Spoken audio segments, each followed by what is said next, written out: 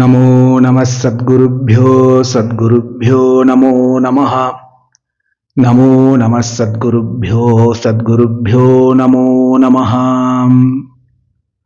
ஸ்ரீகுரு சரணத்வந்த்வம் வந்தே அஹம் அதிததுஸ்ஸகத்வந்த்வம் பிராந்திக்ரஹோபசாந்திம் பாம்சுமயம் பசிதமாதனுதே தேசிகவரம் தயாலும் வந்தே அகம் நிகத நிகில சந்தேகம் யச்சரணத்வய அத்வய அனுபவ உபதிஷதி தத்பதஸ்யார்த்தம் சுத்யதிஹீனாந்தராத்மா கிருஷ்ணபதாம்போஜ பக்திமிருதே வசனமிவ க்ஷாரோத்யைர்பக்த்யா பிரக்ஷால்யதே சேதः மாயாஹஸ்தேர்வயித்வா பரணகிருதிகிருதே மோகமூலோத்பவம் மாம் மாதः கிருஷ்ணபிதானே சிரசமய பாவம் கதாசீன் காருண்யைகாதிவாசே சகுதபிவதனம் நேக்ஷ்யசே த்வம் மதீயம்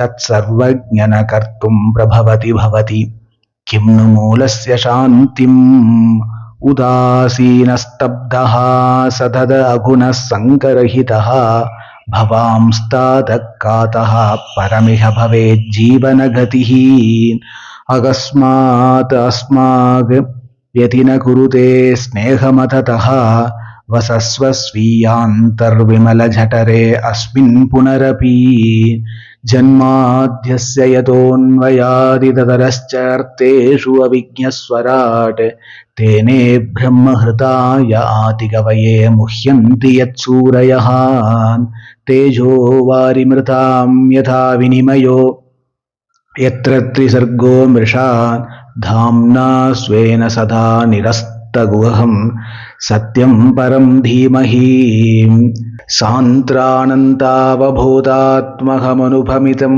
कालदेशावधिभ्यां निर्मुक्तं नित्यमुक्तं निगमशतसहस्रेण निर्भास्यमानम् अस्पष्टं दृष्टमात्रे पुनरुरुपुरुषार्थात्मकं ब्रह्मतत्त्वं तत्तावद्भाति साक्षात् गुरुभवनपुरे हन्तभाग्यं जनानां श्रीहरिं परमानन्दम् उपदेष्टारमीश्वरं व्यापकं सर्वलोकानां कारणं तं नमाम्यहम्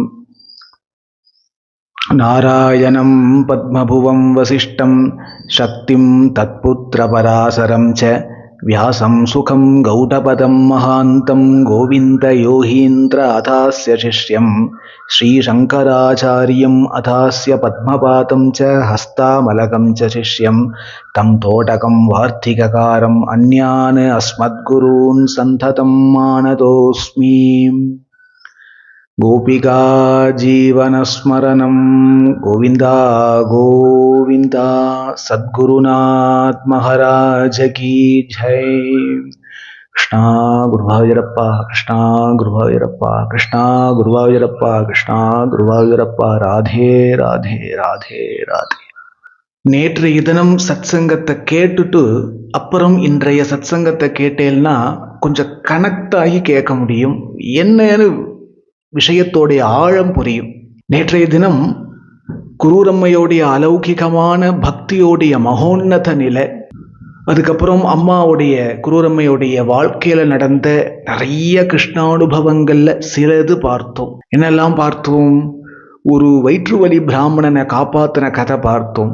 குரூரம்மை தன்னுடைய அம்மா ஆசைப்பட்டுட்டா அப்படிங்கிறதுனால பகவான் ஸ்ரீ கிருஷ்ணன் ஏகாதசி திதியவே அம்மாக்காக மாத்தின ஒரு அற்புத நிகழ்வை பார்த்தோம். அதுக்கப்புறம் குரூரம்மைய கடைசி பரியந்தம் ஒரு மகனா இருந்து பார்த்துண்டு சுশ্ரூஷைகள் எல்லாம் பண்ணி கடைசியில தன் சரணத்துல சேர்த்துக்கிற ஒரு உருக்கமான சரித்திரத்தை பார்த்தோம். அதெல்லாம் நேற்றைய தினம் விஸ்தாரமா பார்த்தோம். இப்போ நேற்றைய தினமே சொன்னேன், இந்த அம்மாவுடைய வாழ்க்கையில நிறைய கிருஷ்ணானுபவங்கள், அற்புதகரமான லீலைகள் எல்லாம் நடந்திருக்கு. அதுல ஒரு சிலதை பார்ப்போம் அப்படின்னு தான் நேற்றைய தினம் சொன்னேன். அது சொல்லி போறல, அதனால மேலும் சில சம்பவங்களை, சில கிருஷ்ணானுபவ அற்புத நிகழ்வுகளை இன்றைய தினம் ஸ்மரிப்போம் அப்படின்னு ஒரு சங்கல்பம். அதனாலதான் இன்றைய சத்சங்கத்துக்கு காரணம். அந்த அம்மாவுடைய ஜீவிதத்துல, குரூரம்மையோடைய ஜீவிதத்துல திரும்பி பார்த்தா கிருஷ்ணானுபவம் மாத்திரம்தான் நிறைஞ்சிருக்கு. கிருஷ்ணனோட கூட இருந்த மணி நேரங்கள் தான் நிறைய சேகரம் பண்ணி வச்சிருக்கா. கிருஷ்ண தியானத்துலதான் பொழுது போக்கியிருக்கா. நிறைய ஆச்சரியமான சம்பவங்கள் அந்த அம்மாவுடைய ஜீவிதத்துல நடந்திருக்கு. நாம் பார்க்கறதுக்கு நமக்கு ஆச்சரியமா இருக்கு. ஆனா அம்மா அதை பெரிய ஆச்சரியமா எடுத்துடாம பாக்கியமா எடுத்துண்டா. இதுதான் பெரியவாளுடைய ஒரு ஒரு ஒரு ஒரு பார்வை. அற்புதம், ஆச்சரியம் இதெல்லாம் அனுபவமா மாத்தின்டுடுவாவா. அபார கிருப பண்ணிட்டான் பிரபுன்னு தான் சொல்லுவாளே வெளியே, எனக்காக பண்ணிட்டான் பத்தேலா. நான் என்ன மாதிரி ஒரு பக்தையா இருந்தால் இதெல்லாம் பகவான் பண்ணுவான், கொஞ்சம் நினைச்சு பார்த்தேலா அப்படிலாம் பெரியவா சொல்ல மாட்டான். நிறைய அனுபவங்கள் அந்த அம்மா லைஃப்ல நடந்திருக்கு. நாம் இன்னைக்கு கூட பூர்ணமா பார்க்க முடியாது, ஒரு சிலதை பார்ப்போம். இந்த அம்மாவுடைய வாழ்க்கையில ஒரு சமயம், நான் முன்பே சொன்னேன், நித்தியபடி காத்தால எழுந்திரிச்சுடுவா. பிரம்ம முகூர்த்தத்துல அம்மா முடிச்சுட்டு காத்தால 4 மணிக்கு கொல்லப்புறத்துல போய் கிணத்தடியில ஸ்நானம் பண்ணிட்டு நெத்திட்டுண்டு வஸ்திரங்கள் போட்டுண்டு வஸ்திரங்கள் சாத்திண்டு நெத்திட்டுண்டு நேரா அவாத்து பூஜை ரூம்ல வந்து அவாத்து கிருஷ்ணனை நிர்மால்ய தரிசனம் பார்த்துட்டு அப்புறம் நித்தியப்படி அபிஷேகத்துக்கு கிணத்துலேருந்து தீர்த்தம் முடிச்சு வச்சு திரவிய பொடி, மஞ்சப்பொடி, மாப்பொடி எல்லாம் கலந்து வச்சு, கொல்லப்புறத்துல இருக்கிற மல்லிகைப்பூ, முல்லைப்பூ எல்லாம் சின்ன சின்ன செடிகளா இருக்கு, நந்தியாவட்டை, பவழமல்லி எல்லாம் இருக்கு, எல்லாத்தையும் பொறுக்கின்னு வந்து அர்ச்சனைக்குன்னு வச்சுட்டு துளசி எல்லாம் பார்த்து ஆய்ஞ்சு எல்லாம் பண்ணுவா. எல்லாம் அபிஷேகத்துக்கு ரெடி பண்ணிட்டு அதுக்கப்புறம் தானே நிறைய நிவேத்தியங்கள்லாம் பண்ணுவா. இதெல்லாம் ரொட்டீன் வாழ்க்கை. இதெல்லாம் நேற்றைய தினமே சொன்னேன். எல்லாம் அபிஷேகத்துக்கு ரெடி பண்ணிட்டு அதுக்கப்புறம் தானே போய் நிறைய நிவேத்தியங்கள்லாம் பண்ணுவா. பால் பாயசம், ஒரு பாயசம் போறாதா, அடப்பிரதமன், இரட்டி பாயசம், நெய் பாயசம், என்னென்ன குருவாயூர்ல உண்டோ எல்லாம் கொஞ்சம் கொஞ்சம் இங்க பண்ணிடுவா. உண்ணியப்பம் எல்லாம் பண்ணுவா. சாத்தமுது, மோர் குழம்பு எல்லாம் பண்ணுவா. இதுதான் அம்மாவுடைய ரொட்டீன் வழக்கம். அதுக்கப்புறம் அப்புறம் நித்தியப்படி ஜபத்தை முடிச்சுட்டு அபிஷேகத்தை முடிச்சுட்டு அதுக்கப்புறம் நிவேத்தியம் பண்ணிட்டு அப்புறம் அப்படியே பொழுது போகும். இது அம்மாவுடைய ரொட்டீன் லைஃப். அப்படி ஒரு நாளைக்கு காத்தால 4 மணிக்கு எழுந்திருக்கிறா. நேரா கொல்லப்புறத்துல இருக்கிற கிணத்தடியில போய் குளிக்கிறா. கிணத்தடி பக்கத்துல ஒரு மதில் சுவர் இருக்கு. மதில் சுவரை தாண்டிட்டேல்னா அந்த பக்கம் அக்ரஹார தெரு. பொதுவா அப்படிதானே இருக்கும். அப்படி அக்ரஹார தெரு 4:30 மணி தான் ஆறுது. ஊரே பரபரப்பா இருக்கிறத அம்மா ஃபீல் பண்றா, பாக்குறா. எங்க பார்த்தாலும் கப கப கபன்னு வாசனை, சாம்பிராணிகள் மணக்கிறது. 2 பேர் பேசிட்டு போறா. மாட்டை தூக்கி முன்னாடி கட்டடி, வாசலை கிளீன் பண்ணடி, அது குப்பையா இருக்கு பாரு, உங்க ஆத்துல வாழை மரம் கட்டிட்டேலா, உங்க ஆத்துல மாவள தோரணம் கட்டிட்டேலா, சீக்கிரம் குளிச்சுட்டு வாடி, வந்துருவாடி. இப்படி ஊரே பரபரப்பா இருக்கு. அதுல 2 பேர் பேசிக்கிறா. அது அம்மா காதுல உளருது. என்ன பேசிக்கிறான்னா, சரிம்மா அவரே வராராம், அந்த சுவாமியே நம்ம ஊருக்கு வராராம், நம்ம ஊர் என்ன பாக்கியம் பண்ணது அப்படின்னு பேசின்னு போறா. 2 பேர் போறா. அம்மா நினைச்சுட்டா ஏதோ மகான்கள் வரா போருக்கு, ஏதோ சாது வராரு போருக்கு, அடாடா ரொம்ப சந்தோஷம் நம்ம ஊருக்கு வராரே அப்படின்னு நினைச்சுட்டு குளிச்சுட்டு வழக்கம் போல வஸ்திரம் மாத்தின்னு நெத்திக்கிட்டுன்னு நேரா உள்ள போறா. உள்ள போய் வாச கதவை திறக்கிறா. சீக்கிரம் எழுந்திருக்கிறவருடைய ஆத்துல எல்லாம் நித்தியபடி காத்தால விளக்கேற்றி வைக்கிறது இன்னைக்கும் கிராமங்கள்ல சம்பிரதாயமா இருந்துட்டு இருக்கு, அகரகாரத்துல சம்பிரதாயமா இருந்துட்டு இருக்கு. அதனால ஆத்துல விளக்கேற்றி வைக்கிறா, கதவை திறக்கிறா. அப்போ நித்தியபடி கொல்லப்புறம் வேலையெல்லாம் பார்க்கறதுக்கு, கொல்லப்புறத்துல இருக்கிற சில தோட்ட வேலைகள், அப்புறம் பசுமாடு சம்பந்தமா பால் கறக்கிறது, கண்ணுக்குட்டியை குளிப்பாட்டுறது, இந்த வேலையெல்லாம் பார்க்கறதுக்கு ஒருத்தன் வருவான். அவன் கருப்பன்னு பேரு. அவன் வருவான். அவன் வரான், கிடுக்கிடுன்னு வரான். அம்மா இன்னைக்கு நான் சீக்கிரம் வேலையை முடிச்சுட்டு போறேன், ஏதாவது எக்ஸ்ட்ரா வேலை இருந்தா நீங்க நாளைக்கு சொல்லுங்கோ, நான் நாளைக்கு பாக்குறேங்கிறான். ஏன்பா அப்படிங்கிறான் அம்மா. இன்னும் தெரியாதம்மா, விஷயம் தெரியாதோ, சாக்ஷாத்து வில்வமங்கல சுவாமியார் நம்ம ஊருக்கு வராராம், வந்துட்டாராம். இன்னைக்கு மதியம் ஊர் பெரியவர் இருக்கார் பாருங்கோ, ஊர் தலைவர், அவாத்துலதான் பிக்ஷையாம். அவருக்கு மாத்திரம் இல்ல, சுவாமி சாப்பிட்டு முடிச்சோன்னா ஊரே அங்கதான் சாப்பிட போறது. எல்லாம் ரெடி பண்ணிட்டு இருக்கா. நான் கூட அங்கதான் போறேன். அங்க போனேன்னா கூட்டத்துல ஒருத்தரா நின்று எப்படியாவது சுவாமியை பார்த்துடுவேன். இன்னைக்கு அவர் கடாட்சம் குடும்பத்தை க்ஷேமமா வச்சுக்கும் இல்லையா, அக்கா நான் கூட அங்கதான் கிளம்பிட்டு இருக்கேன் அப்படின்னு சொல்லிட்டு இவன் கொல்லப்புறம் போயிட்டான். அவனுடைய நித்திய காரியத்தை பார்க்க போயிட்டான். நம்ம நினைச்சா அப்படியே இந்த அம்மாவுடைய ஹிருதயத்துல ஒரு ஆனந்த இடி இடிச்சது போல இருந்தது. என்ன காரணம்னா, சின்ன வயசுல இருந்தே யாரை பிரத்யக்ஷமா பாத்திர மாட்டோமா அப்படின்னு ஆசைப்பட்டு இருக்கோமோ அவர் அம்மா இருக்கிற ஊருக்கு வரார். மேலும் அம்மா அநாதையா ஃபீல் பண்ணிட்டு இருக்கும் பொழுது, நீ அநாதை இல்லை, உனக்கு கிருஷ்ணன் இருக்கான், நீ கிருஷ்ணனை இப்படி உபாசனை பண்ணு, இப்படியெல்லாம் வழி திருப்பி விட்டவர் மானசீக குருநாதர் வில்வமங்கல சுவாமியார் தான். அந்த கதையெல்லாம் நேற்றைய தினம் பார்த்தோம். அவரே வராரு அப்படிங்கும்போது அம்மா நினைக்கிறா, அடாடா குருநாதனே வராரா, நம்ம குருநாதனே வராரா, நாமும் அந்த ஊர் தலைவருடைய ஆத்து வாசல்ல நிற்கிற நூற்றுக்கணக்கான ஜனங்களோடு கூட நாமும் ஒருத்தனாக போய் நின்னுப்போம். நின்றுட்டோமானால் அந்த மகான் எப்படியும் உள்ள போகும்போது ஒரு கால் அவருடைய ஞான திருஷ்டியில நான் யாருன்னு தெரிஞ்சு அப்படி திரும்பி பார்த்து ஒரு கடாட்சம் பண்ணிட்டு போயிட்டாருன்னா போருமே, என் ஜென்மாக்கு அது போருமே அப்படின்னு நினைக்கிறா. அப்புறம் நினைக்கிறா, அம்மா சரி, அம்மாவுக்கு 62 வயசு ஆயிடுத்து இப்போ, அது சரி நம்ம விதவை அங்க போலாமா, ஒரு மங்களகரமான இடத்துக்கு நாம போலாமா, ஏதாவது அபசகுணமா நினைச்சுட்டா என்ன பண்றது அப்படின்னு நினைக்கிறா. அப்புறம் சரி நம்ம எப்படியா இருந்தாலும் அவாத்துக்கு போக வேண்டாம், நம்ம ஆத்து வாசல் வழியா தானே ஊர் தலைவருடைய கிரகத்துக்கு போய் ஆகணும், சுவாமி இப்படிதானே போய் தானே வழி, வேற வழி இல்லையே. அப்படி போகும்போது நம்ம ஆத்து வாசல்ல நாம நிற்போம், நம்ம ஆத்து வாசல்ல நிற்போம். அவர் போகும்போது இப்படி திரும்பி பார்த்து ஒரு கடாட்சம் பண்ணா சந்தோஷம். அப்படி இல்லையா, அவர் நம்மளை பார்க்காட்டா கூட நாம் அவளை பார்த்துட்டோம்னா ஒரு கடாட்சம் சந்தோஷம். என்னவானாலும் சாதுக்கள் தரிசனம் பாக்யம் பாக்யம் தானே, அதுவும் நம்ம குருநாதருடைய தரிசனமாச்சே அப்படின்னு நினைக்கிறா. அப்புறம் அது சரி, அதெல்லாம் நம்ம மாத்துல எங்க மாத்துக்கு எங்க வரப்போறா அப்படின்னு ரேவலியிலேயே உட்காந்துடுறா. அப்படியே குருநாதனையே தியானம் பண்ணிட்டு இருக்கா. மணி 7 ஆயிடுத்து. 7 ஆனா இந்த குரூரம்மை ஆத்துக்கு பக்கத்துல ஒரு புதிய வீடு ஒண்ணு கட்டியிருக்கா. அந்த ஆத்துல ஒரு தம்பதிகள் குடி வந்திருக்கா. அவளுக்கு ஒரு 5 வயசுல ஒரு அதிசுந்தரமான ஒரு குழந்தை, ரொம்ப சுட்டி, கிருஷ்ணனை விட சுட்டி, மகா விஷமம். அவன் நித்தியப்படி வந்துருவான். காத்தால 6 மணி 6:30 மணிக்கு எழுந்திருப்பான். நித்தியப்படி பக்கத்துல யாரும் விளையாடத்துக்கு ஒன்றும் பசங்க இல்லாததுனால, பொழுது போகாததுனால குரூரம்மை ஆத்துக்கு வந்துருவான். பக்கத்தாகம் தானே, பக்கத்தாகனா கொஞ்சம் தூரம் ஓடி வந்துருவான். வந்தா இங்கே அபிஷேகங்கள்லாம் நடக்கும், மேலும் நிறைய நிவேத்தியங்கள்லாம் உண்டு, வந்ததுக்கு லாபமும் உண்டு. நிறைய அம்மா கொடுப்பா. நிவேத்தியம் முடிஞ்சோன்னா நிறைய உண்ணியப்பம் பால் பாயசம் எல்லாம் கொடுப்பா. அதுக்கெல்லாமும் ஆசைப்பட்டோன்னு நித்தியப்படி வருவான். அவன் வந்தான் கிட்டக்கிட்ட உள்ள, அம்மா அபிஷேகம் முடிஞ்சுடுத்தா அப்படின்னா. இல்லடாப்பா அப்படின்னு. ஏம்மா, நான் தான் லேட்டா எழுந்திரிச்சிட்டேனோ நினைச்சேன், ஏமா இன்னும் அபிஷேகம் ஏமா பண்ணல, நிவேத்தியம் பண்ணேலோ, உண்ணியப்பம் பண்ணிட்டேலோ, இல்லடாப்பா, பால் பாயசம் பண்ணேலோ, இல்லப்பா, தயிர் கடைஞ்சேலோ, இல்லடாப்பா, ஏம்மா என்ன ஆச்சுன்னு. இன்னைக்கு நம்ம ஊர்ல ஒரு பெரிய சுவாமி, ஒரு பெரிய மகான், அவர் வராருப்பா, அவர் வரார், அவர் எனக்கு குருநாதர், அவர் வந்து நம்ம ஆத்துல என் கிருஷ்ணனை தொட்டு இன்னைக்கு அவர் ஆராதனை பண்ணா தேவலைன்னு ஆசைப்பட்டுன்னு உட்காந்துட்டு இருக்கேன்டாப்பா. அது சரி, அவர் நம்ம ஆத்துக்கெல்லாம் எங்க வரப்போறார், சரி வா அப்படின்னு பேசிட்டு இருக்கா. இந்த பையன் சொன்னா, அம்மா இன்னைக்கு அவர் நம்ம ஆத்துக்கு தான் வரப்போறார். போடா போடா, ஊர் தலைவர் ஆத்துல பெரிய பிக்ஷைக்கு ஏற்பாடு பண்ணியிருக்காளாம், ஊரே அங்கதான் கூடி இருக்கு, நம்ம ஆத்துக்கு வருவாளா? அம்மா நான் சொல்றேன், அவர் நம்ம ஆத்துக்குத்தான் இன்னைக்கு வரப்போறார், வாங்கோ, வந்தா அபிஷேகத்துக்கெல்லாம் பண்ணணும் இல்லையா, அபிஷேகத்தை எல்லாத்தையும் ரெடி பண்ணுவோம் வாங்கோ அப்படின்னு கூப்பிடுறான். அவளும் நினைச்சா, குழந்தை ஏதோ சொல்றான், அதை பெருசா எடுத்துக்கல. ஆனா அவளும் நினைச்சா, மணி ஆயிடுத்து, நீ எத்தனை நேரம் அப்படியே உட்காந்துட்டு இருக்க போறோம், வரதா இருந்தா ஜண்ட மேளங்கள்லாம் கேட்கும், நம்ம வாசல்ல போய் நிற்கலாம் அப்படின்னு சொல்லிட்டு, சரி அபிஷேகத்துக்கு மெல்ல ரெடி பண்ணுவோன்னு அப்படியே உள்ள வந்து மெல்ல கிணத்தடியில தீர்த்தம் முடிச்சு, திரவியப்பொடி மஞ்சப்பொடி மாப்பொடிகள் எல்லாம் கரைச்சி வச்சு, சந்தனங்கள்லாம் ஒரு பெரிய உருண்டை அரைச்சி வச்சு, அப்புறம் ஒரு தட்டில் உதிரி புஷ்பங்கள் அர்ச்சனைக்கு எடுத்து வச்சு, அதுக்கப்புறம் அவளே நந்தியாவட்டை, பவழமல்லி, விருட்சிப்பூ, துளசி இவைகளால ஒரு மாலை மாதிரி சரம் மாதிரி கட்டி வச்சிருக்கா. 5 முழத்துக்கு கட்டி வச்சிருக்கா. எல்லாம் ரெடி பண்ணிட்டு இவன் பையனும் வந்து ஹெல்ப் பண்றான். இந்த சின்ன பையனும் வந்து எல்லாம் ஹெல்ப் பண்றான்.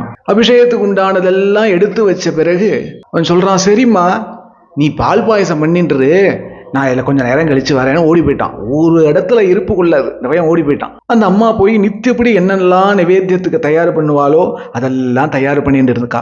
இப்படி இந்த பக்கம் இருக்க எல்லாம் தயார் பண்ணிட்டு இருக்கா. எல்லாம் ஒவ்வொரு நிவேத்தியங்களா எல்லாம் தயார் பண்ணி எல்லாம் அப்படியே பூஜை ரூம்ல கொண்டு வைக்கிறா. எல்லாம் தானே பண்ணுவா. ஏன்னா ஆசைக்கு பண்றதா இருக்கு, கிருஷ்ணனுக்கு பண்றதா இருக்கிறதுனால எல்லாம் தானே பண்ணுவா, ஒண்டியாவே பண்ணுவா. ஏன்னா நேற்று தினமே சொன்னேன், பாக்கி 2 மருமகளும் என்ன ஆனா அப்படின்னு. எல்லாம் பண்ணி பூஜை ரூம்ல கொண்டு வச்சு கிட்டத்தட்ட மணி 9 ஆச்சு, 9:10 ஆயிடுத்து மணி. பூஜை ரூம்ல உட்காந்துருக்கு. இந்நேரம்லாம் அபிஷேகம் முடிச்சு தியானத்துக்கு போயிடுவா அம்மா. எல்லாம் பூஜை ரூம்ல நிவேத்தியங்கள்லாம் கொண்டு வச்சு தன்னுடைய ஆசனத்துல உட்காந்துட்டு சரி அபிஷேகம் பண்ணுவோம் அப்படின்னு நினைக்கிறா. அப்புறம் குருநாதன் அப்படியே நினைக்கிறா, வருவாரோ, ஒரு கால் வருவாரோ, சேச்சே எங்க வரப்போறார், அவரை பார்க்காமலேயே போயிடுவோமா அப்படின்னு குரு தியானம் பண்ணிட்டே இருக்கார். அது சரி, இது என்னது கூத்து, இது என்ன கூத்து, சாக்ஷாத் சர்வேஸ்வரன் ஸ்ரீ கிருஷ்ணன் குருவாயூரப்பன் மூச்சுக்கு 300 தடவை அம்மா அம்மான்னு கூப்பிட்டு பின்னாடி சுத்தின்னு இருக்கா. அத்தகைய பாக்யவதி இவள், யசோதைக்கு நிகரானவள் இவள். அந்த அளவுக்கு மாத்ருபாவத்துல பக்தி பண்றவள், கிருஷ்ணனையே நித்தியபடி பிரத்யட்சமா பார்க்கக்கூடியவள், அப்பேறுபட்டவள். இது என்னது, ஒரு சன்னியாசியோடைய ஒரு கடாட்சத்தை, யாரோ ஒரு சுவாமியாருடைய கடாட்சத்துக்காக இப்படி ஏங்கின்னு இருக்கலாமா? இப்படி அவரையே தியானம் பண்ணிட்டு இருக்கலாமா? ஹரித்தியானம் முக்கியமா, குரு தியானம் முக்கியமா? என்ன இப்படி பண்ணிட்டு இருக்கா அப்படின்னு சில பேர் நினைச்சுடலாம். பெரியவாள்கிட்டலாம் கோவிந்தனுடைய கிருபையா, கோவிந்தன் வேணுமா குருநாதன் வேணுமான்னு கேட்டா பெரியவாள்லாம் சொல்லுவா குருநாதன் தான் வேணும் அப்படின்பா. ஏன்னா இவன் கோவிந்தன்னே குருநாதன் சொல்லிதான் தெரியும். அப்போ குரு கிருபை தான் ரொம்ப முக்கியம். ஸ்ரீமத் பாகவதத்துல குச்சேல உபாக்கியானத்துல சொல்றா, குரோஹோ அனுகிரகேனைவ புமான் பூர்ணஹா பிரசாந்தையே. குரு கிருபை இல்லைன்னா பூர்ணமாக முடியாது அப்படிங்கிறா. அப்படி என்ன குரு கிருபைக்கு அப்படி என்ன ஒரு முக்கியத்துவம்னா, நம்ம லைஃபே பார்த்துப்போமே, அவாவா லைஃபே பார்த்துக்கோங்களேன். நாமளும் எல்லாரையும் போலதான சாதாரணமா தானே இருந்தோம். கண்டதே காட்சி கொண்டதே கோலம்னு பரம லௌகீகனாக வாழ்ந்துண்டு நிறைய லௌகீக கனவுகளோடு கூட பெரிய வீடு கட்டணும், அதுக்கு மேல வீடு கட்டணும், கோடி கோடியா சேர்க்கணும், மனைவி மக்களை கூப்பிட்டு அடிக்கடி பெரிய லக்ஸூரியஸா டூர் போகணும், அப்படி இப்படின்னு நிறைய லௌகீக ஆசைகளோடு கூட சாதாரண ஒரு லௌகீகனா தானே நாமும் இருந்தோம். தப்பி ஒரு குருவாயூர் போயிட்டா கூட லௌகீக வாழ்க்கைக்கு தேவையானது தானே பிரார்த்தனை பண்ணிப்போம். அப்படித்தானே இருந்தோம். அநேக அபக்குவங்களோட தானே இருந்தோம். அப்படி இருக்கும் பொழுது ஏதோ ஒரு சமயம் அவளுக்கு இந்த சமயம் மாறுபடும். ஏதோ ஒரு சமயம் அப்படி ஏதோ கூட்டம் ரோட்ல போயின்னு இருக்கோம், கடத்தூர் பஜார்ல போயின்னு இருக்கோம், அங்க ஏதோ கூட்டமா இருக்கு, எல்லாரும் நமஸ்காரம் பண்றா. என்னன்னு எட்டி பார்த்தோம், ஏதோ பெரிய மகாத்மா வந்திருக்கார் போருக்கு. அவர் கார்ல ஏறி புறப்படுறார். யார் இதுன்னு இப்படி எட்டி பார்க்கிறோம். அவர் கார் ஜன்னல்ல இருந்து நம்மளை பார்த்து ஒரு கடாட்சம் பண்ணார். அவர் யாருன்னே நமக்கு தெரியாது, நாமும் அவரை பார்க்கறதுக்காக போகல, அவர் நம்மளை பார்த்து ஒரு கடாட்சம் பண்ணார். அந்த கடாட்சம் என்ன ஆச்சு அப்படின்னா, இப்பவும் உடம்பு உலகத்துல எந்த காரியம் பண்ண வேண்டி இருக்கோ அதெல்லாம் பண்ணிட்டு தான் இருக்கு, சந்நியாசம் வாங்கிட்டுடல. ஆனா அந்த கடாட்சம் என்ன ஆச்சு, மெல்ல மெல்ல நம்ம ஹிருதயத்துல இந்த பிறவி போதும், இனி எனக்கு பிறவி வேண்டாம், இப்படி கிடைக்கதறியதான மனுஷ ஜென்மா நமக்கு கிடைச்சிருக்கு, இது கிருஷ்ண பக்தியை சம்பாதிச்சுக்கிறதுக்குத்தான், கிருஷ்ணனை பிரத்யக்ஷமா பார்க்கறதுக்கு தான் அப்படின்னு ஒரு உயர்ந்த லட்சியம் ஹிருதயத்துல தீர்மானமாயிடுத்து. நம்ம ஹிருதயத்துல அந்த ஒரு கடாட்சம் விதைச்சிடுத்து. அப்புறம் என்ன ஆச்சுன்னா, நிறைய கதை கேட்க ஆரம்பிச்சுட்டோம். குருநாதனுடைய கிருபை, நிறைய பாகவதம் கேட்க ஆரம்பிச்சுட்டோம், நிறைய நாராயணியம் கேட்க ஆரம்பிச்சுட்டோம், நிறைய கிருஷ்ண பக்தர்களுடைய சரித்திரம் கேட்க ஆரம்பிச்சிட்டோம். கேட்டா புரியறது, ருசிக்கிறது, நமக்கு கூட அந்த பக்தி வருமானு தோணுது. அப்புறம் நிறைய பகவன் நாமம், நம்ம வாயிலையும் பகவன் நாமம் வருது. இப்படி மாத்திட்டார் இல்லையா நம்மள. ஒன்னுத்துக்கும் உதவாம இருந்தோமே, அன்னைக்கு ஒரு குரு கடாட்சம் படாம போயிருந்தால் இன்னைக்கு நாம எப்படி வாழ்ந்திருப்போம். நமக்கு இதே பிறவியில குரு கிருபையினால கிருஷ்ண பக்தி வரத்தான் போறது, கிருஷ்ணனை பிரத்யக்ஷமா பார்க்கத்தான் போறோம். ஏன், அன்னைக்கு நம்ம குருநாதர் பார்த்தார் இல்லையா, அந்த ஒரு கடாட்சம் நம்மளை எப்படி மாத்திடுத்தோம். அவ லைஃபையே பார்த்துப்போமே, நம்ம எல்லாம் எப்படி இருந்தோம், ஒரு கடாட்சம் மாத்திடுத்தோம் இல்லையா. அத்தகையவரை தியானம் பண்ணாம யாருதான் அந்நிய தியானம் பண்ணுவா? ஒரு ஸ்லோகம் உண்டு இல்லையா, எல்லாருக்குமே தெரியுமே, ஈஸ்வரோ குருஹு ஆத்மேதி மூர்த்தி பேத விபாகினே. ஈஸ்வரனும் குருவும் ஆத்மாவும் வெவ்வேறு இல்லடா அப்படின்னு சொல்றா இல்லையா பெரியவா எல்லாம். அப்படி குரு தியானம் பண்ணிட்டு இருக்கார். கிருஷ்ண தியானம் பண்ணலாமே, பண்ணலாம், யார் வேண்டான்னா. குரு தியானத்துல என்ன குறையா? ஏன்னா கிருஷ்ணன் சொல்றான் ஸ்ரீமத் பாகவதத்துல, அபிபக்வ கஷாயானாம் துர்தர்ஷோகம் குயோகினாம் தான் நாரதருடைய முந்தன ஜென்மால. ஏதோ ஒரு க்ஷணம் அவருக்கு தரிசனம் கொடுத்துட்டு பக்குவம் இல்லாதவர்களுக்கு என்னுடைய தரிசனம் இல்லைன்னு சொல்லிட்டு போயிட்டான். நாரதருடைய பூர்வ ஜென்மாவுடைய கதை இது. அது இப்ப விஸ்தாரமா சொல்ல சமயம் இல்லை. அபிபக்குவ கஷாயானம், உனக்கு பக்குவம் இல்லாத போனால் என் தரிசனம் இல்லைன்னு சொல்லிட்டு போயிடுவான் குருவாயூரப்பன். பக்குவத்தை யாரு கொடுப்பா? நாம் சம்பாதிச்சுட முடியுமா? ஈஸ்வரனை பிரத்யக்ஷமா பார்க்கறதுக்கோ கிருஷ்ண பக்தி ஹிருதயத்துல ஜுவலிக்கிறதுக்கோ நாம் ஏதாவது சாதனை பண்ணி அடைய முடியும்? அந்த பக்குவத்தை யாரு கொடுப்பானா? சாதுக்கள் தான், ஹரிதாசர்கள், கிருஷ்ணதாசர்கள் தான் அந்த பக்குவத்தை கொடுப்பா. அப்படி தன் லைஃபையே மாத்திட்டு அந்த குருநாதரை அப்படி தியானம் பண்ணிட்டு உட்காந்துட்டே இருக்கார். கண்கள்ல கண்ணீர் வந்துட்டே இருக்கு. அப்படியே அழுதுன்னு உட்கார்ந்துட்டு இருக்கா. இந்த பக்கம் அப்படியே அந்த பக்கம் பார்த்தேன் அப்படின்னா ஊர் கடைசியில ஒரு பெரிய மாந்தோப்பு இருக்கு. அது அந்த ஊர் ஊர் தலைவர் இன்னைக்கு பிக்ஷைக்கு போறா இல்லையா சுவாமி, அந்த ஊர் தலைவருடையது தான். அது பெரிய மாந்தோப்பு, சதா ஏகாந்தமா தான் இருந்துட்டு இருக்கும். முக்கியமா பிராத காலத்துல பார்த்தேன்னா அத்தியாச்சரியமா இருக்கும் அந்த மாந்தோப்புன்னு சொல்றேன். ஒரு 20-30 மரம் மாந்தோப்பு, அந்த பக்கம் பலாமரம் இருக்கும், அதுக்கப்புறம் நெல்லி மரங்கள்லாம் வச்சிருக்கா. பெரிய தோப்பு அது. அந்த தோப்பை சுத்தி சலன்னு ஒரு சிறிய ஓடை ஒன்று ஓடின்னு இருக்கும். அந்த ஓடைக்கு பக்கத்துல அத்தியாச்சரியமான ஒரு மாமரம். அந்த மாமரத்துக்கு கீழே ஒரு திண்டு மாதிரி கட்டி வச்சிருக்கார். அந்த பணக்காரர் ஊர் தலைவர் கட்டி வச்சிருக்கார். அந்த திண்டுல உட்காந்துட்டு அப்படியே அந்த மாந்தோப்பை பார்க்கிறார். எங்க பார்த்தாலும் தூரக்க 2 மயில் ஆடுறது, இவர் உட்காந்துட்டு இருக்கிற மாமரத்துக்கு மேலேயே குயில் கூவுறது, கிளி கத்துறது, சலன்னு ஓடையில தீர்த்தம் போறது காதுல விழுறது, குளிரல வேர்க்கல ரொம்ப ஹிதமான ரீதியில மெல்லிய காத்து வீசுறது. அப்படியே பார்த்தார். அப்படியே தியானத்துல உட்காந்துட்டார், கிருஷ்ண தியானத்துல உட்காந்துட்டார். இவருக்கு ஒரு 10 சிஷ்யா உண்டு. வில்வமங்கல சுவாமியாருக்கு 10 சிஷ்யா உண்டு. சிஷ்யான்னா அவாதான் சிஷ்யா, குருனா இவர் தான் குரு. இந்த வில்வமங்கல சுவாமியார் தான் ஒன்னு சொல்லிதான் அந்த சிஷ்யர்கள் செய்யணுங்கிறது இல்ல, நினைச்சாலே அவளுக்கு தெரிஞ்சிடும். அப்பேற்பட்ட சிஷ்யா, அப்பேற்பட்ட குருநாதா. சுவாமி வழக்கமா இப்படி தியானத்துல உட்காரும் போது சிஷ்யர்கள் யாரும் கிட்ட வரமாட்டான், ரொம்ப தூரக்கதான் இருப்பா. தியானத்துக்கு அடைஞ்சலா இருக்கப்படாதுன்னு. தியானம் எப்ப கலையும்னா அது 1 மணி நேரமும் ஆகலாம், 2 மணி நேரமும் ஆகலாம், 4 மணி நேரமும் ஆகலாம். அது கிருஷ்ணன் கையில தான் இருக்கு, அது இவர் கையிலையும் இல்லை. ஆனால் கரெக்டா தியானத்திலேருந்து கண்ணை முழிச்ச உடனே அவளுக்கு சிக்னல் போயிடும். ஹிருதயம் டு ஹிருதயம் அப்படி ஒரு கனெக்டிங் இருக்கு குரு சிஷ்யாளுக்கு. சொல்லித்தான் செய்யணுங்கிறது இல்லை. அப்படி ஏகாந்தமா உட்காந்துட்டு இவர் இங்க தியானம் பண்ணிட்டு இருக்க, கொஞ்சம் தூரம் தள்ளி சிஷ்யர்கள்லாம் வெயிட் பண்ணிட்டு இருக்கா. அதுல யாராவது ஒரு சிஷ்யர் மாத்திரம் சத்தம் போடாம ஒரு அரை மணி நேரத்துக்கு ஒரு முறை கிட்ட வந்து சுவாமியை சுத்தி அப்படி பார்த்துட்டு போவா. ஏன்னா ஏகாந்தமா உட்காந்துட்டு இருக்காரு. ஏதாவது பூச்சிப்பட்டு கிட்ட அண்டிட போறதே, எறும்பு ஏதாவது கடிச்சிட போறதே, யாராவது ஹிம்சை பண்ணிட போறாளேன்னு அப்பப்ப வந்து பார்த்துட்டு சத்தம் போடாம திரும்பிடுவா. இப்படி அன்னைக்கு ஆனந்தமாக கிருஷ்ண தியானம் பண்ணிட்டு இருக்கார். 4 மணி நேரம் ஆச்சு, 12 ஆச்சு மணி. இப்படி கண்களை திறந்தார். உடனே எல்லா சிஷ்யர்களும் கிட்ட ஓடி வந்துட்டா. அதுல ஒரு சிஷ்யர் சொல்றார், இன்னைக்கு ஊர் தலைவர் ஆத்துல பிக்ஷை, அங்கதான் நாம போகணும் அப்படிங்கிறார். அப்படியா, சரி போவோம் வா அப்படின்னு எழுந்திருச்சு காலை கீழே வைக்கிறார். அப்படி எப்போதுமே அவர் எந்த இடத்துக்கு போனாலுமே பிக்ஷைக்காகட்டும் இல்லை ஏதாவது சன்னதியில சுவாமியை சேவிக்க போறதாகட்டும், இவர் கிளம்புன உடனேயே அப்படி இருக்கிற இடத்துல இருந்து கிளம்புன உடனே அந்த 10 சிஷ்யர்களை ஒருத்தர் வந்து சங்கநாதம் பண்ணுவார்.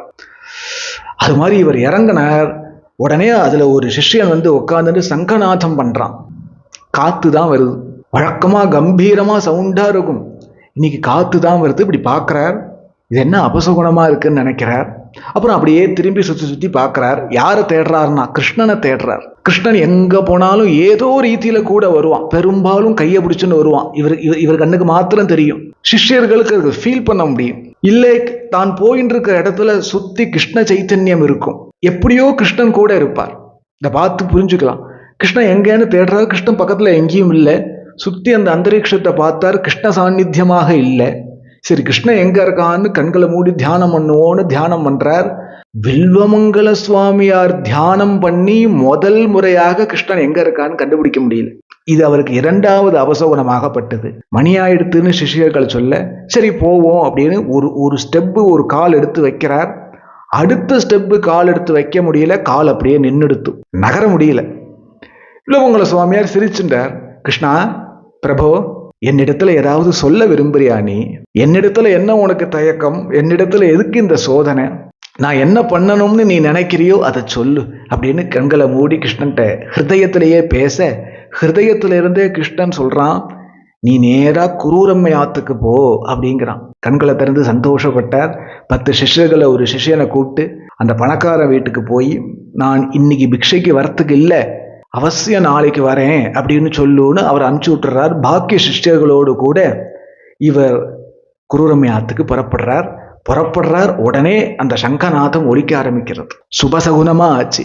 சுத்தி பார்த்தார், ஒருவித கிருஷ்ண சாநித்தியத்தை ஃபீல் பண்றார். சுபசகுனங்களாக இருந்தது. நேரா குரூரம்மை ஆத்துக்கு போறார். இப்படி இந்த பக்கம் இருக்க அந்த பக்கம் குரூரம்மை அப்படியே உட்கார்ந்துட்டு இருக்கா இல்லையா, அந்த பையன், அந்த பக்கத்து வீட்டு பையன் குடு குடு குடுன்னு ஓடி வரான். அப்போ போனவன் இப்பதான் வரான். விழுந்து அம்மா அம்மான்னு கூட்டினே ஓடி வரான். அம்மா ஏன்பா அப்படிங்கிறா. அம்மா நான் சொன்னேன் இல்லையா எனக்கு பால் பாயசம் இன்னைக்கு கூட தரணும். ஏன்பா என்ன? அந்த சுவாமி நீ சொன்னே இல்லையா, அவர் வராராம். அவரா? யாரு? நீங்க ஏதோ சுவாமி சொன்னேலே, ஊரெல்லாம் கூட ரொம்ப பரபரப்பா இருக்கே, எல்லாரும் பார்க்க போறாளே, அந்த சுவாமி தான் நம்ம ஆத்துக்கு தான் வராராம். நம்ம ஆத்துக்கு எப்படா வருவார்? என்னப்பா சொல்ற? நம்ம ஆத்துக்கு ஏன்பா வர போற? நீ ஏதோ விளையாட்டுத்தனமா சொல்ற, இந்த பக்கமா தான் ஊர் தலைவர் ஆத்துக்கு. இல்லம்மா நம்ம ஆத்துக்கு தான் வர. பாரு ஊரே இங்கதான் வந்துட்டு இருக்குங்கிறான். என்னமோ சொல்றான் குழந்தைன்னு இப்படி எட்டி பாக்குறாரு. ஊருக்காரா 2 பேர் உள்ள வந்துட்டான். உள்ள வந்து அம்மா நம்ம ஆத்து வாசல் கிட்ட வந்துட்டார், நம்ம ஆத்துக்கு தான் பிக்ஷைக்கு இன்னைக்கு வராராம், வில்லமங்கல சுவாமியாரே நடந்து வரார், வாங்கோன்னு கூப்பிட. அம்மாக்கு 62 வயசு ஆயிடுத்து, கிழவி. ஆனாலும் குருநாதர் நம்ம ஆத்துக்கு வராருங்கிற செய்தி காதுல விழுந்தோன குடு குடு குடு குடுன்னு இறங்கி ஓடுறா. அந்த அம்மா வாசலுக்கு ஓடுறா. நிலகால் புரியலன்னு சொல்லுவா இல்லையா, அப்படி வேகமா ஓடுறா அந்த அம்மா. ஓடி வாசல்ல எத்தறதுக்குள்ளேயும் குருநாதர் வந்து நிற்கிறார். அப்படி சாட்சாது வில்வமங்கல சுவாமியார ஒரு அடி தூரத்துல அப்படி பார்க்கிறாரா. அவளால நில கொள்ள முடியல, ஆச்சரியப்படுறார். மேனி சிலுக்கிறது, கண்கள்ல கண்ணீர் வருது, அப்படியே உருகிடுறா. அவ விழுந்து விழுந்து நமஸ்காரம் பண்ணி எழுந்திருக்கிறா. 62 வயசு கிழவி. இவளுடைய பிரேம ஆனந்தத்தை பார்த்து சந்தோஷப்படுறார் வில்வமங்கல சுவாமியார். அப்படியே பார்த்துட்டே இருக்கா. குரூரம்மா அப்படியே பார்த்துட்டு இருக்கா. யார் ஒருத்தரை ரோட்ல நடந்து போகும்போது ஒரு க்ஷணம் அவர் நம்மளை பார்க்காட்டா கூட நாம் அவரை பார்த்துட்டா தேவலையேன்னு நினைச்சோமோ, அவர் வந்திருக்கார். கூட்டத்துல 100 பேர்ல ஒருத்தராக நின்று அவருடைய கடாட்சத்தை பெற்றுட முடியுமா அப்படின்னு யார நினைச்சாரோ அவர் வந்து நிற்கிறார். எப்படி இருக்கும்? யாரு சின்ன வயசுல தான் அநாதைன்னு ஃபீல் பண்ணும் பொழுது, நீ அநாதை இல்ல, உனக்கு கிருஷ்ணன் இருக்கான், கிருஷ்ணன் தான் புத்திரன்னு நம்மளை கிருஷ்ணோபாசனா மார்க்கத்துல வழிதிரிச்சு விட்ட மானசீக குருநாதன் வந்து நிற்கிறார். ஜென்மால எதிர்பார்க்கல இப்படி ஒரு பாக்கியம் கிடைக்கும் அப்படின்னு. ஏன்னா எல்லாம் பூர்ணமாயாச்சு, ஒரு குறை தான் குருநாதனை பார்க்கணும், என்ன பூர்ணமாக்கினவரை நான் பார்க்கணும், நேரா பார்க்கணும் அப்படிங்கிற ஒரு ஆசை தான் அவருக்கு. அவர் வந்து நிற்கிறார். அவர் ஆனந்தம் தாங்கல. ஒரு விதம் சமநிலைக்கு அந்த ஆனந்தம் வந்த பிறகு வில்வமங்கல சுவாமியார் வாசல்லே நிற்கிறார். அப்படியே கேட்கிறார், கௌரி சௌக்கியமா அப்படிங்கிறார். என்ன ஒரு வார்த்தை அது! ஹிருதயத்துல உறங்கி இருக்கிற கிருஷ்ண பக்தியை அப்படி தட்டி எழுப்பி விடக்கூடிய பிரேமமயமான ஞானமயமான வாக்கு அது. அது மகான்களுடைய சப்தம், மகான்களுக்கே உரியது. அந்த சப்தத்துல நம்ம கிருஷ்ண பக்தியை கிளப்பி விட்டுடும் அந்த சப்தம். அதுதான் மகான்களுடைய வாக்குக்கு ஒரு பெருமை. அது மாதிரி அவர் கேட்கிறார். உடனே அம்மா, உங்க அனுகிரகத்துல ஒரு குறையும் இல்லாம சௌக்கியமா இருக்கேன் அப்படின்னு. உங்க ஆத்துக்கு பிக்ஷைக்கு வந்திருக்கேன்மா, உள்ள வரட்டுமான் பாக்கியம் பண்ணியிருக்கேன், இது உங்க ஆகம், எனக்கு இப்படி ஒரு பாக்கியத்தை கொடுத்தேலே, அவசியம் உள்ள வாங்கோன்னு உள்ள கூட்டின்னு போறா. நேரா பூஜை ரூமுக்கு கூட்டின்னு போறா. அவரும் சுவாதீனமா உள்ள வந்துட்டா. ஊர்க்காரெல்லாம் வெளியில நிற்கிறா, சிஷ்யர்கள் ரேலியில நிற்கிறா. அதுக்கப்புறம் ஒரு ஹால், அதுக்கப்புறம் ஒரு ஹால்ல ஓரத்துல பூஜை ரூம். அவரும் அம்மாவும் மாத்திரம் சுவாதீனமா ஏகாந்தமா உள்ள போறா. சுவாமியும் சுவாதீனமா குரூரம்மை போட்டு வச்சிருக்கிற ஆசனத்திலேயே உட்காந்துட்டு அபிஷேகம் பண்ண பழைய வஸ்திரங்கள்லாம் களைகிறார்.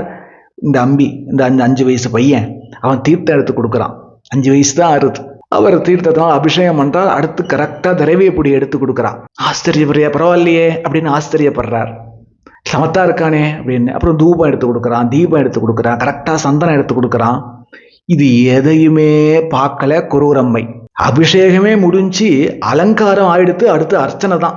எல்லாம் அந்த பையன் ஹெல்ப் பண்ணிட்டே இருக்கான். இதை எதையுமே பார்க்கல குரூரம்மை. அந்த பையன் போய் கிட்ட நின்று ஹெல்ப் பண்றதையும் பார்க்கல, ஆனந்தமா அபிஷேகம் பண்றதையும் பார்க்கல. என்ன பார்த்தான்னா குருநாதனையே பார்த்துன்னு இருந்தார். ஏன்னா இது கிடைக்காது, இந்த குரு தரிசனம் கிடைக்காது. அதனால குருநாதனையே பார்த்துன்னு இருந்தா அந்த அம்மா. அப்புறம் மெல்ல சமாதானமாகி இப்படி பார்க்கறார். இந்த பையன் கிட்ட நின்று ஏதோ ஹெல்ப் பண்ணிட்டு இருக்கான். என்ன ஹெல்ப் பண்ணிட்டு இருக்கான்னா, எல்லாம் ஹெல்ப் பண்ணிட்டான். இப்ப அர்ச்சனை பண்றதுக்கு புஷ்பத்தை பார்த்தார். புஷ்பத்தட்டை எடுத்து கொடுக்குறான் அந்த பையன்.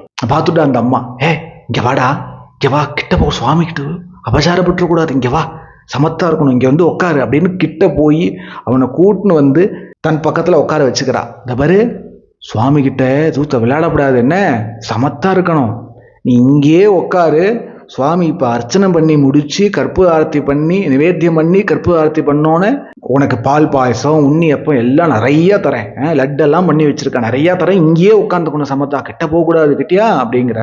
சரிம்மா அப்படின்னு உட்காந்துக்கிறான், சமத்தா உட்காந்துக்கிறான். அவர் அந்த மூங்கி தட்டிலேருந்து ஒரு பிடி புஷ்பத்தை எடுத்து, நம்மள மாதிரி இல்லை இல்லையா, நான் நமகா உன்னாய நமகா நமகா நமகா நமகா அப்படி அர்ச்சனை பண்ணுவோம் இல்லையா, அது மாதிரி இல்லை.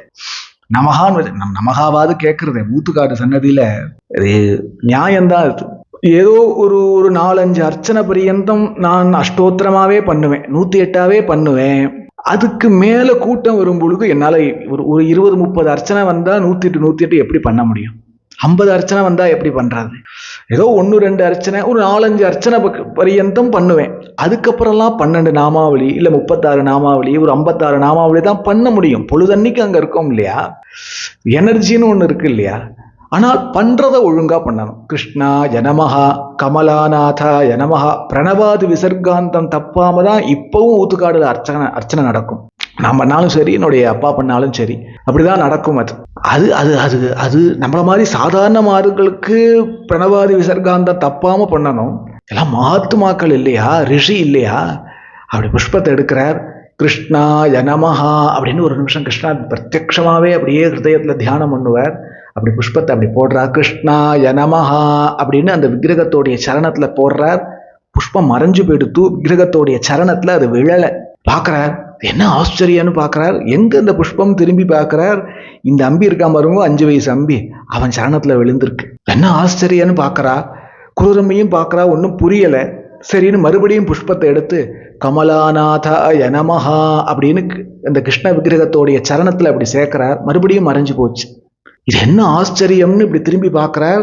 மீண்டும் அவனுடைய அந்த அம்பியோடைய சரணத்துல விழுந்திருக்கு. இது என்னன்னு இப்படி உத்து பார்க்க பட்டுன்னு அந்த பக்கத்து வீட்டு அம்பி ரூபம் மாறி போய் பர்ஹாபீடம் நடவரபபு கர்ணயோர் கர்ணிகாரம் பிப்ரத்வாதா கனககவிஷம் வைஜயந்தீஜமாலாம்னு சாட்சாது சர்வாலங்கார பூஷிதனாய் நம்ம கிருஷ்ணன் குருவாயூரப்பன் பாலகோபாலனாக அங்க நிற்கிறான். அதை பார்க்கிறார். பட்டுன்னு எழுந்து பிரபோன்னு விழுந்து நமஸ்கரிக்கிறார். இது குரூரம்மைக்கு தெரியல. குரூரம்மைக்கு இந்த பக்கத்தாத பையன் மாதிரி தான் தெரியறது. குருநாதர் வில்வமங்கல சுவாமியார் அப்படியே பிரபு சரணத்துல விழுந்து நமஸ்காரம் பண்ணி எழுந்து பார்க்கிறார். ஒரு புன்சிரிப்போட ஒரு மந்தகாசத்தோட பட்டுன்னு பிரபு மறைஞ்சிடுறான். ஆனந்த கண்ணீர் விடுறார். சந்நியாசி அந்த அம்மா ஸ்திரீ தான், ஆனாலும் கிட்ட கூப்பிட்டு சிரசுல கைய வச்சு, உனக்கு ஒரு குறையும் வராது, நீ க்ஷேமமா இருப்ப அப்படின்னு ஆசீர்வாதம் பண்ணிட்டு போனார். ஹிருதயத்துல என்னன்னா கிருஷ்ணன் கூட இருக்கான் இல்லையா, அத்தகைய பாக்யவதி இல்லையா, அதை நினைச்சு சந்தோஷப்படுறார், அதை நினைச்சு ஆசீர்வாதம் பண்றார். இப்படி ஒரு ரசமான சம்பவம். இப்படி இருக்க